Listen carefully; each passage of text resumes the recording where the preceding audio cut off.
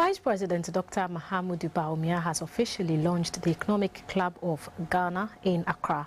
The club is a forum for top-tier business leaders and other professionals to share ideas and help in firming up government's drive to move the economy from raw material-based to an industrial one.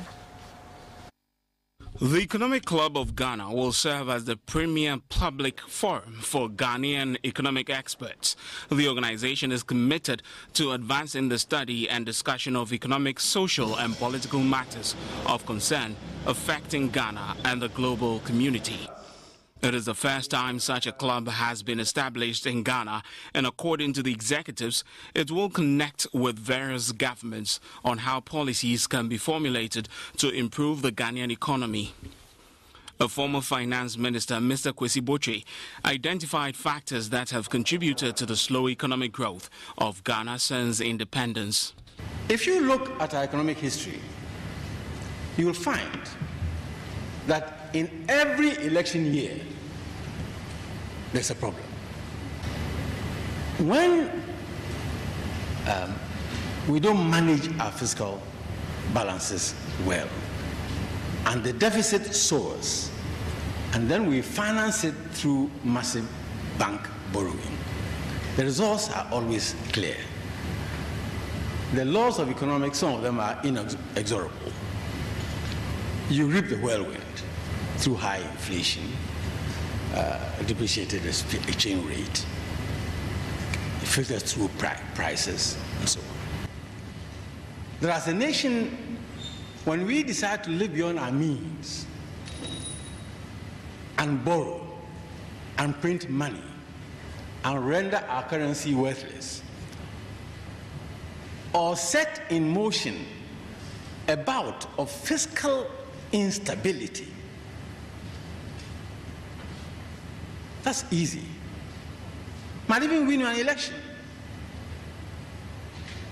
But the chickens come home to roost, and the correction must start. The Vice President, Dr. Mahamudu Bawumia, said factors such as policy slippages, excessive borrowing and the ever-growing budget deficits are key issues the government seeks to address in achieving a middle-income status. The point I'm making is that we understand that macroeconomic stability is very important. But we also should understand that macroeconomic stability, whilst necessary, is not sufficient. There has to be more to be able to transform an economy than macroeconomic stability. A clear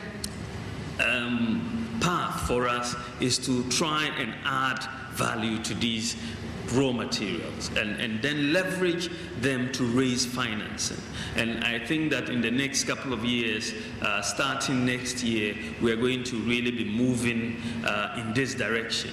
That will open up the space to use these resources to finance infrastructure, to rely on the private sector to finance infrastructure as well. And that then opens up the space in the budget where you are not using such limited tax resources largely for capital expenditure.